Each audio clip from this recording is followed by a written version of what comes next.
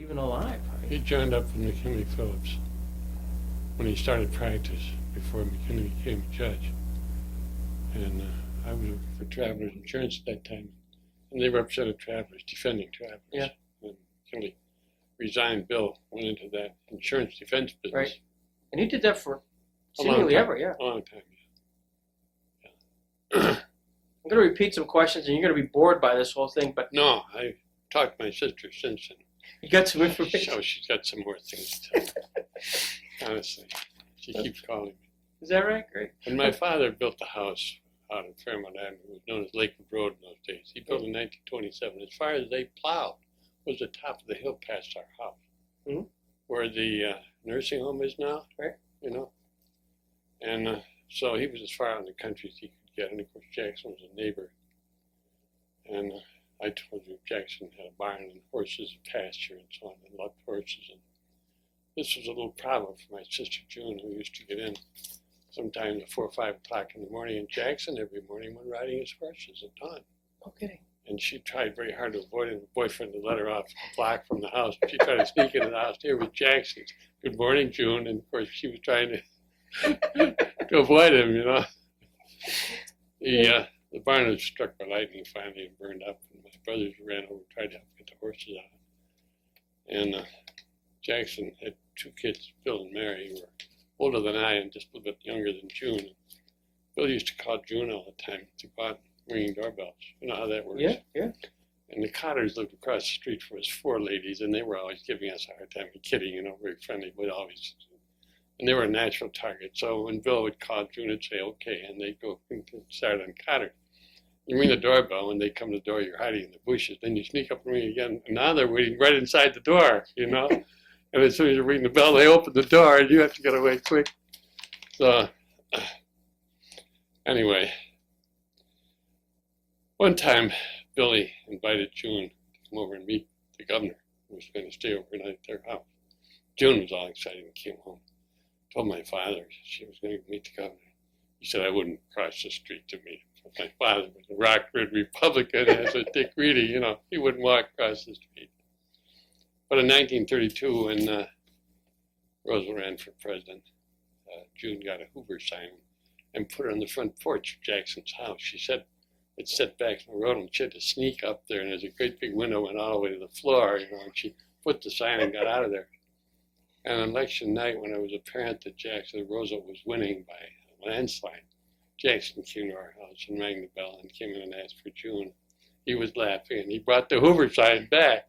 Told her to put it up in the attic with all the other antiques. She never figured out how he knew she put it there, but she was the obvious one in the neighborhood to suspect. That's beautiful.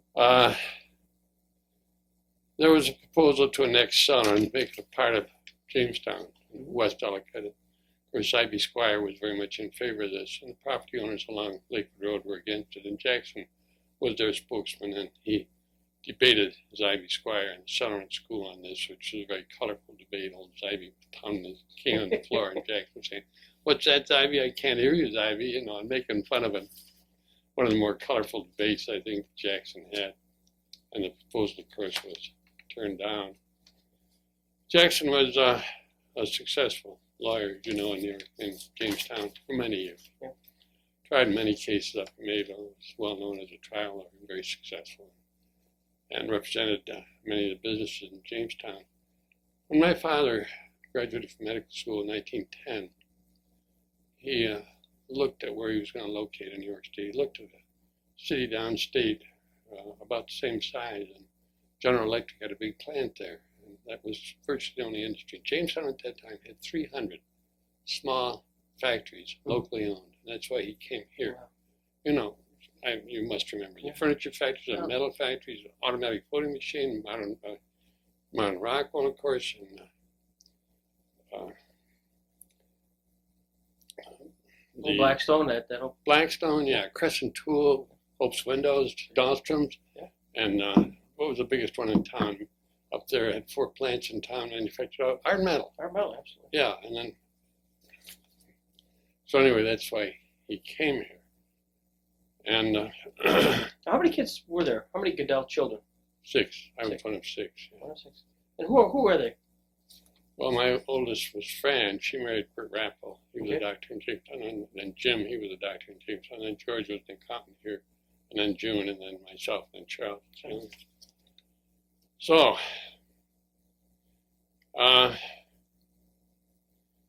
the story about Jackson that I recall was when he represented Jamestown Telephone Company. John Wright was the owner, locally owned. And apparently they had a contract that was expiring with New York Telephone. And it was to expire at midnight, and so Jackson went down there and held all the outgoing calls from Jamestown until the first call came in from New York Telephone, and they accepted that, which he argued later renewed the contract. It was an offer by New York Telephone accepted by Jamestown, and he successfully argued that they renewed the contract on former terms. Think about holding up all the calls. Oh yeah, he no calls going out after midnight until one came in, and then grabbed that one, and that's it. Power play. Yeah. When Charles finished law school, he went to an American Bar Association meeting in Boston where Jackson spoke and urged young lawyers to go into government service. So Charles tried to get a job in Washington unsuccessfully. Called Jackson and told him that, and Jackson called Herb Brownell, who was the Attorney General. Charles then was assistant to Bill Rogers, who was assistant to Herb Brownell, who was the Attorney General. While Charles was in Washington, Jackson invited him to a Sunday supper with the Chief Justice. So Charles went out there, and he was impressed with the fact that when they went into this informal Sunday supper, the Chief Justice still had to come in and be seated first before anybody else could sit down. Even Warren, who wasn't that, fussy as far as that goes. And Warren's daughter wanted to leave early, and Charles took her home in his beat-up old Ford coupe, which she remembered. Charles, as you know, later became a senator, a congressman, and a senator. Did you know that Hillary Clinton worked in Charles's office when he was a congressman? No. Yeah, she was an intern. I'll be darned. So she has some experience in New York politics, although I haven't heard her mention in her campaign that she worked for a Republican congressman. Never. Which she did, yeah. That's interesting. Yeah. But Wally, can I stop here and do a little bit of Charles's genealogy, how he became politically smitten, and take it from here? We talked about it yesterday, but that was so good. Charles was a great ball player. He was a catcher, as I was. My father was back in the 1890s. He was very good. In fact, the last time he played baseball in the Jamestown leagues here, local municipal leagues, he had a straight 500 batting average for the season, which is very good. He played at Williams College, catcher. And Glenn Davis at that time was a very famous West Point athlete. And Williams College played Army. And Glenn Davis tried to steal second. He had never been put out stealing second. Charles threw him out, which is a great, distinction. The only time Glenn Davis was ever caught out stealing second. Charles goes to a reunion many years later, and the guy who was pitching that day comes up to Charlie. I have to tell you, I was pitching that day, and the umpire was not in a good position. What I saw, but Glenn was safe. Charles says, "Thanks a lot. You made my day. Thank you. You had to tell me that." Anyway, when Charles graduated from college, he was accepted at Yale, and he had an opportunity to go to the farm camp with the Dodgers. He was invited to go down there, but he chose to go to Yale instead. I think he could have made it to majors. He was very, very good, excellent ball player. So he got the job in Washington and stayed there for a while, but he wanted to come back to Jamestown, as Andy did. Andy was offered a very good job in a law firm in Washington, worked there 2 or 3 years, wanted to come back here. And when he came back here, he'd been here a year or so, he was practicing law with me. We got along very well. I really enjoyed practicing law. It was a lot of fun. He got a call from a friend of his in New York City. They were forming Eisenhower for Citizens groups all over the country so that both Democrats and Republicans could, without being contributing Republican Party, independent organization for Eisenhower. And this guy called from New York and asked Charles if he'd just soon head that up. So Charles said, sure. So he did. And he had a beauty contest and, promotions of one sort or another. And shortly after that, a year or so after that, Joe Rubenstein finally resigned as Republican chairman, county chairman. He'd been county chairman for I don't know how many years. Yeah. And so Charles was asked, and Lyndon Black, who we were practicing with, said nobody ever gets anything out of being a Republican county chairman. It's a thankless, no-pay job. Yeah. But Charles took it. And then when Rockefeller was running for president, or for governor, he spoke in Jamestown, down in Cherry Street, in front of the Chamber of Commerce building down there then. He was up on a platform. I remember the street was full of people. And he said, Charlie, if I fall down or fall or, grab me, hold me up, because he was just totally exhausted. Yeah. So then Dan Reed resigned, or I guess he resigned. He died, and he died in office, yeah. And there was a question who would be replacing him. And at that point, Charles was appointed as the county chairman in Allegheny and Cattaraugus County, and they were very friendly with him. So he was a natural, and he was successfully nominated and reelected. He was in Congress, I think, 10 years altogether before Rockefeller appointed to the Senate when Bobby Kennedy was shot up in San Francisco, if you remember.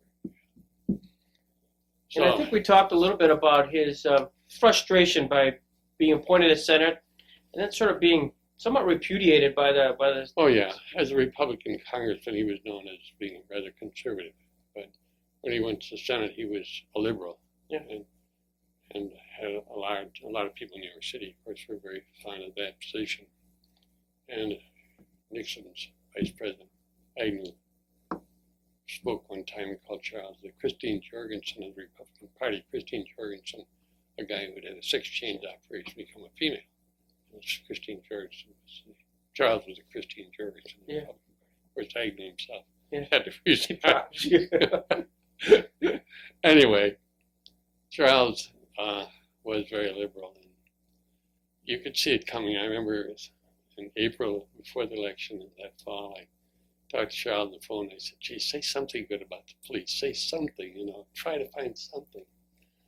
And he told me that when he was finished being in Congress or in the Senate, for one reason or another, he wanted to know that he had always done what he thought was the right thing to do. And that was the way he wanted to leave it. He would be satisfied. And I'm sure he did, but the mood of upstate New York, at least at that time, was conservative as a result. The Conservative Party won. Either the Democrat or the Republican Party candidates won. Jim Buckley won as a conservative. Well, Buckley came to Charles' funeral. Yeah, they were very good friends. Charles and Buckley were very friendly. He was a very nice guy. They were very good friends after that and before that. Was Charles, when that happened, was he bitter? Or is it just did he resign himself to that? I don't know. To resign himself was a real blow, of course. I remember the election. We were down in New York City in a hotel, and the other senator was coming in and out. God, I can't remember his name now. But it was very hard, of course. But to me, it was not unexpected. I don't know. Charles was a real blow, of course. Then he practiced law in New York for a while and went to Washington. Was down there when he died of heart attack. Yeah. Jackson was reluctant to leave Jamestown. I'm told that when he sold the house up on Lake Road, he had a provision that he could come back and repurchase it if he ever wanted to return to Jamestown. He was appointed Solicitor General and then Attorney General. While Attorney General, he was responsible for that deal when the United States sent 50 destroyers over to Britain just before we got into World War II. Yeah. And he was a very close friend of Roosevelt's. Jackson was a very charming guy. I remember hearing that he accompanied Roosevelt up and down the Potomac on the presidential yacht. He was very, very close to the president. Of course, again, he'd known him when he was governor. Right. And there weren't too many Democrats in the western part of New York State at that time. Jackson was a very prominent Democrat. Just being a Democrat, being a prominent, there weren't many around, I told you, my father said he wouldn't cross the street to meet the governor. Oh, dear. So, anyway, Jackson's mother, Jackson, as I understand, was a country boy. Lived in Pennsylvania, came up to Frewsburg, grew up in Frewsburg, and his mother continued to live there after he went to Washington. My father was her doctor. And there were times when Jackson would come up to visit and we'd stay with my folks. We had a third floor, some third floor rooms, and the door you could close it off like a little apartment up there was private. And he used to tell my parents about the arguments among the judges of the Supreme Court. Some of them got pretty hot, I guess. Yeah. And one of those probably was with Hugo Black. That I'm sure was part of it. But anyway, he'd tell them about the big arguments they had down there. When Jackson died, the Supreme Court came up to Jamestown. Jackson was Episcopalian. They had a service in Washington and another one up here in St. Luke's Church. And the Supreme Court came up on the Pennsylvania Railroad as you traveled in those days to Warren.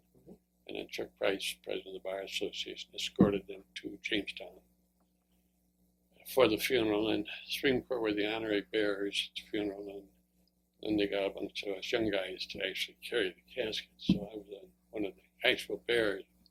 The Supreme Court sat in the front row, St. Luke's Church, and the actual bearers sat behind him, and I was next to the aisle. Ernie Leet was one of the ushers. And it happened that Governor Tom Dewey was in Stock County to North End on something or other. I remember the sheriff at that time telling me that he had the Supreme Court in the South End and the governor in the North End, and he didn't know where he was supposed to be. Anyway, Tom Dewey, of course, had to come down to Jackson's funeral, so he came in the church before the funeral. I was sitting in the aisle, and Ernie Leet and Tom Dewey, who was a little guy, he looked just like the guy in the wedding cake, perfect description, insisting he should sit as governor of the state in front of the Supreme Court, and Ernie Leet insisting that he was not going to do it. It was a very interesting discussion, Finally, Tom Dewey had to back down and sit back somewhere, and he couldn't sit in front of the Supreme Court. Ernie Leet just stood in his way, wouldn't let him by. I wish I had that conversation. It was very interesting. He was buried in Frisburg. Mm-hmm. We carried the casket. It was over uneven ground. And all I could think of was the story that when the pharaohs were being carried on a litter, if one of the men carrying him tripped, they cut his head off. And all I could think is, I hope I didn't expect to have my head cut off. That's all I could think of. After the funeral, Supreme Court had lunch with the members of the Bar Association at Moonbrook, and one judge sat at each table around. Tom Clark sat at our table. And he was very nice. It was fun. Jackson was a very appealing person, very attractive guy. Very good. The luncheon, were there any speakers at the time, or was it just rather informal? The funeral? Yeah. Or no, at the luncheon at Moonbrook. No, I don't think so. I think maybe Chuck got up and welcomed members of the Supreme Court or something. There wasn't any ceremony. Yeah. Like that, no. Did any of the 8 members sort of jump out of you as personalities that? I don't remember. You mentioned Felix Frankfurter. Frankfurter. I don't remember him. The only one I really remember is the Chief Justice, who was very dignified, tall and very dignified. And of course, Tom Clark, who was a very down-to-earth, very friendly guy. Very nice. And there's a story I didn't tell you about Jackson when he was living in Shrewsbury when he was young. There was an electric trolley from Jamestown to Shrewsbury. And the story was that he would get up and stand at the end of the trolley and address the people on the trolley, give a speech, Practicing, huh? It's practicing, yeah. Practicing to meet Ivy Squire up in Southern. Yeah. So that's about it. Tell me just, you told me yesterday, and maybe just give me briefly your getting into the practice of law. I think you mentioned your dad had made a phone call, and you come back from Korea or Philippines. I was in the Philippines, yeah, and I was more or less in business. I took a discharge from the Navy over there, and I had a lot of friends. There were a lot of Americans over there after the war. We got out of the service and stayed there, and they were meeting in a restaurant in Manila on the Escolta Street just for lunch every day. One guy or another would come in, and then somebody would go off and work down a southern island, come back, tell us his experiences.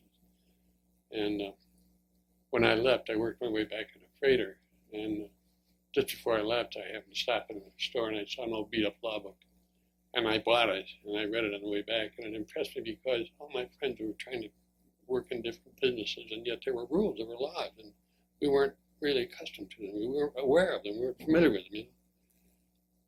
And of course, I must say that Jackson had some influence too, both Charles and I. We regarded him very highly, and he was an excellent example of what you could do.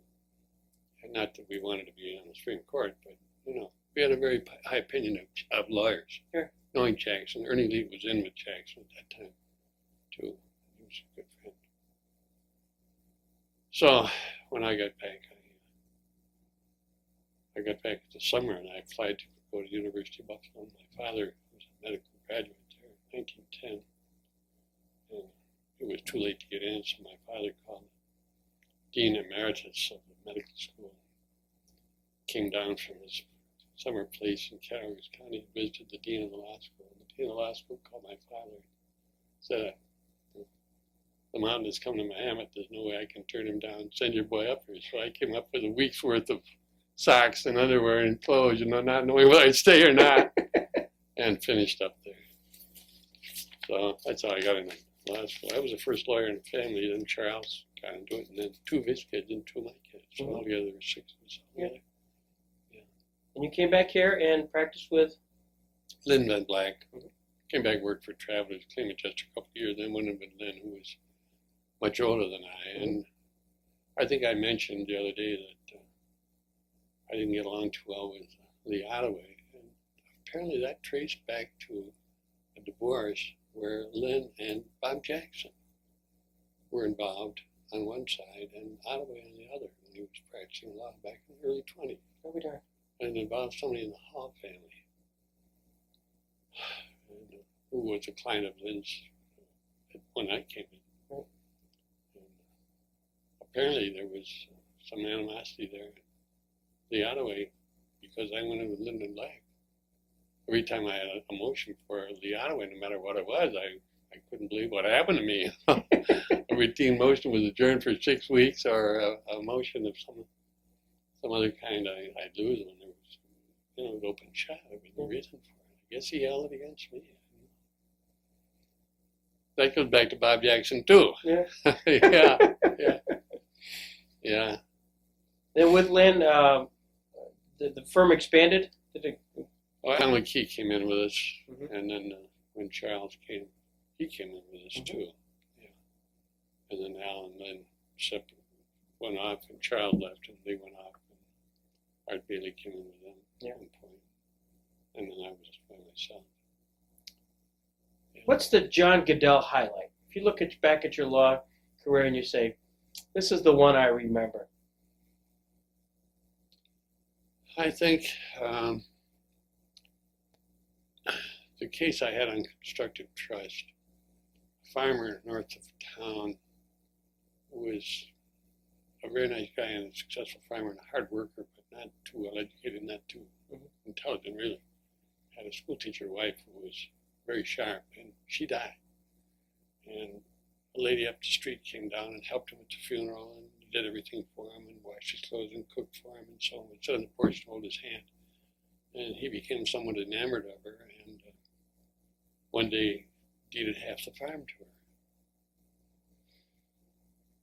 And she had a close friend, and he was kidding with a close friend one day, and he told this lady, neighbor who was always down there, that he had told the other girl maybe he ought to give her the other half. Whereupon the woman said, well, if you're going to do that, and she got angry, you better, you're going to give it away to somebody else. So he deeded the rest to the neighbor. So she was the owner. Anticipating, of course, that he would continue to run the farm and she would be with him, one way or another. So she then took up with another guy and kicked him off. Oh, no. He left the farm with his clothes and maybe $200 or $300 in his farm. It was a beautiful big farm from North Main Street. So I brought a constructive trust action, and it was tried here in Mayville, and the judge ruled against us. And I took an appeal, and the appellate division unanimously ruled against me. I took it to the Court of Appeals, and Howard Crosley was defending a woman. We got up before the Court of Appeals. Who's that judge from New York City? Oh, I can't think of names anymore. Oh. Anyway, I got up to speak, and I started, and he said, you don't have to go any farther, Counselor. We're all familiar with the case. Apparently they'd been discussing it. And he said, she took him, didn't she? And I said, yes, Your Honor, she did. And he said, our problem is we're a law court. We're not permitted to change the facts. And I said, well, I think you can hold as a matter of law that this was a constructive trust in the lower court and the public were wrong. And he turned to the Buffalo Supreme Court, Court of Appeals judge. Remember? This would be Desmond? No, Yeah. before the, it was before the, no, I can't think of it immediately. I knew him fairly well. And they chatted a little bit, and then he said, all right, thank you, and that's all. And I sat down. Howard Crosley got up and said, I had anticipated relying on the rulings of the courts below. And the judge, what's his name, leaned forward and said, I think you'd find that very hazardous. And Howard started to talk as fast as he could go. Howard started to really go, you know. 4-3 in my favor. 4-3. Came back. A debonair little judge from Buffalo with a beret came down in his little sport roadster, tried the case again, and he had the law laid out for him by the Court of Appeal. Yeah. And that the case was cited many times after that. Isn't that Constructive trust. great? Yeah, it was fun. Terrific. Thank you. Okay, you're welcome. This is great. Hopefully we'll have to do this again. When I told June about it, she kept calling me. She said it certainly brings back memories, and she had so many stories. She was just older than the two Jackson kids, Yeah. and I was just younger. Yeah. So they were right in between. Well, I'm glad we came down because we could add that extra Oh stuff yeah, to it. yeah.